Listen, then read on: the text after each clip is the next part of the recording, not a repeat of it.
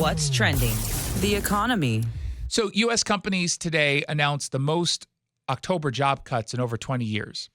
And I saw some folks on X who clearly did not read the Bloomberg report that they were linking to, and they were pretending that this is somehow Donald Trump's doing. The kind of Pramila Jayapal style tweets. Like take a screenshot of the headline, post it, and say, Trump did this. This is Trump's economy, ladies and gentlemen. Trump is destroying business. He's destroying jobs. He wants people to suffer. Hashtag tariffs suck. But they don't actually give you the link. And even if they did, it wouldn't matter because the intent is just to see that kind of tweet and then move forward. Do you know why we saw all these job cuts? 2 letters. AI. Exactly. That's why. And it says it literally in the first sentence. And yet people are blaming this on Trump. U.S. companies announced the most job cuts for any October in more than 2 decades as artificial intelligence reshapes industries and cost-cutting accelerates. That's according to data from the firm Challenger Gray and Christmas. You would think that they'd have more cheery outlooks, but no. Bloomberg reporter Julia Fanzaris continues, companies announced 153,000 plus job cuts last month, almost triple the number during the same month last year and driven by the technology and warehousing sectors. Again, AI is being driven by technology and warehousing. That makes total sense because the tech is taking tech jobs and automation is taking out the warehousing jobs. They say it's the most for any October since 2003 when the advent of cell phones was similarly disruptive. So they're comparing it to disruptive technology. Cell phones come out, it makes life a lot easier. It ended up cutting jobs. That's how technology works. Technology advancements usually work in that way. And it's not always immediate when we see that kind of push. And AI, to be clear, has been around for a while. We're now just really leaning in and pouring gasoline on the AI innovation explosion. What's the big reason behind that? It's not actually what people think. It's not just to cost cut and be more efficient. Do you know what the reason is? Why all of a sudden we're putting this kind of attention on AI? One word, it's a country. China. Yep, China. That's the one reason why we're doing this to the degree that we are. If China wasn't there also doing this, the kind of AI expansion, there might be a little less economic pressure to do so because we are in an economic arms race, if you will, an AI arms race with China. We want to make sure that we defeat them. But let's say that that didn't exist. You'd still get us accelerating in this direction because you had activists who demanded $100 an hour, give us a living wage, whatever, but give us less work. Well, yeah, now you're going to look for businesses to find a way to make reasonable cuts.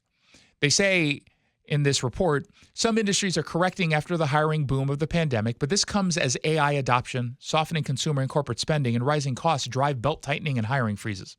Those laid off now are finding it harder to quickly secure new roles, which could further loosen the labor market. And this is why we said earlier this week that Amazon losing a bunch of jobs, Starbucks seeing a bunch of cuts, Microsoft cuts, all of it, including Starbucks, is driven by the underlying reasons in this report.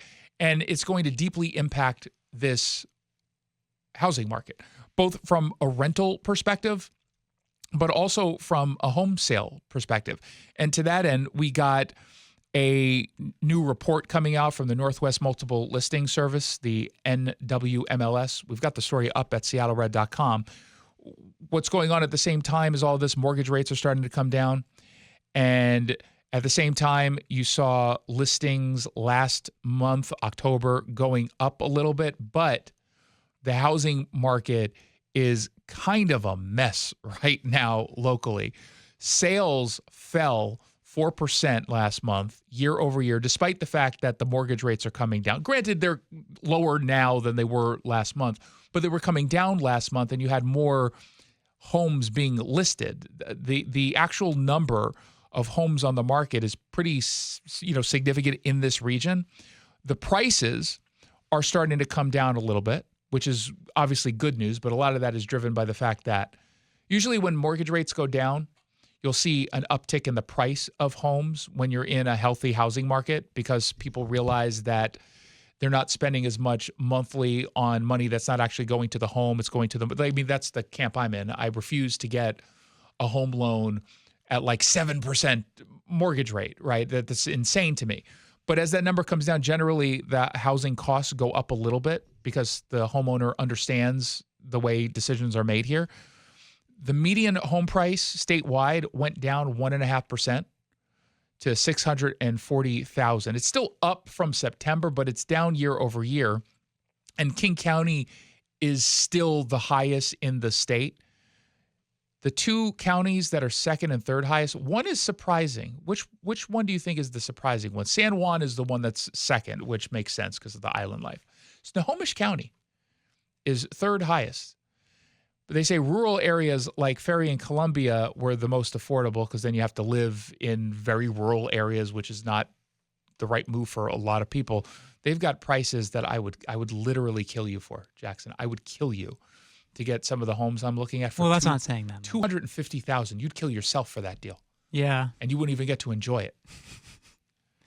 But despite the boost in listings, we're about 19,000 homes for sale across the state. The affordability issue is real. And Steve Bourassa, the director of the Washington Center for Real Estate Research at the UW, said, don't read too much into a single month's improvement, saying it would be overreaching to attribute the latest month-over-month changes to lower interest rates. 1 month of data does not constitute a trend. Thurston, Snohomish, and Jefferson County saw the biggest increases in available homes. They saw jumps of 49%, 42%, and 37% respectively. Property showings fell 11% from September. And it shows that perhaps buyers are still a little bit hesitant to jump in, and that's most likely due to some uncertainty economically. We continue to see that kind of concern. And I've been seeing a lot of reporting essentially saying people are not ready to jump in to take advantage of any potential deals because of that uncertainty. Now, people who are astute to the market, because I've talked to a few real estate agents who say, well, in fairness, naturally around this time of year, you start to see homes go, like the housing boom when you're going to buy in a year is usually during spring and summer. And during the winter, fall months, it starts to slow down pretty dramatically, which is also a good opportunity to purchase because you can get some really good deals, especially if you're buying from some developers who basically want to get the properties off of their books before the end of the year. So there's some opportunities out there, but there's a lot of uncertainty. And a lot of that uncertainty is because, at least locally, I think, is driven in large part by the poor economic conditions with all of these layoffs happening. And the reason why you're going to start to see even more properties going onto the market, I think people are going to look to downsize. If they lost their, six-figure job at Amazon, mid-six-figure job at Amazon, and now you heard in that report, it's going to be harder to find a new job because of AI, they're going to downsize, they're going to move outside of the state, or they're going to move outside of Western Washington to go to places that are a lot cheaper if they're not able to find a new job relatively quickly. There's going to be a lot of pain. There's going to be some opportunity for people who are in a financial position, I think, to take advantage. Whenever there is, let's say a stock market crash happens, a recession happens, a lot of people get very wealthy during that. Why? Like The Big Short. Yeah, but why do they get wealthy during a recession? They take advantage of vulnerabilities that maybe others are either too scared to take advantage of, or because they've been hurt so much financially that they're unwilling to take any risks. But recessions or any kind of downturn, and this is the truth of property, is a really, really, really great home in a great location, a nice lot size, all the luxury upgrades and updates to the home. Is that a worse home during an economic downturn? No. It's still a great home. It's still in a great location. The location doesn't change. The economics of people change, but the home itself is really good. But does it still get priced the same way as if the economy were booming, or does it lose the value to the owner, looking around, saying, I'm not going to be able to sell this at $850,000. It's worth $850 easily. And a year ago, I'd probably get even more than that. But I definitely can't do that now. It's still the same home. I still need to sell. I've got another home I already purchased, or I'm looking to move because I got a new job in Austin. So what do you end up doing? You end up dropping the price.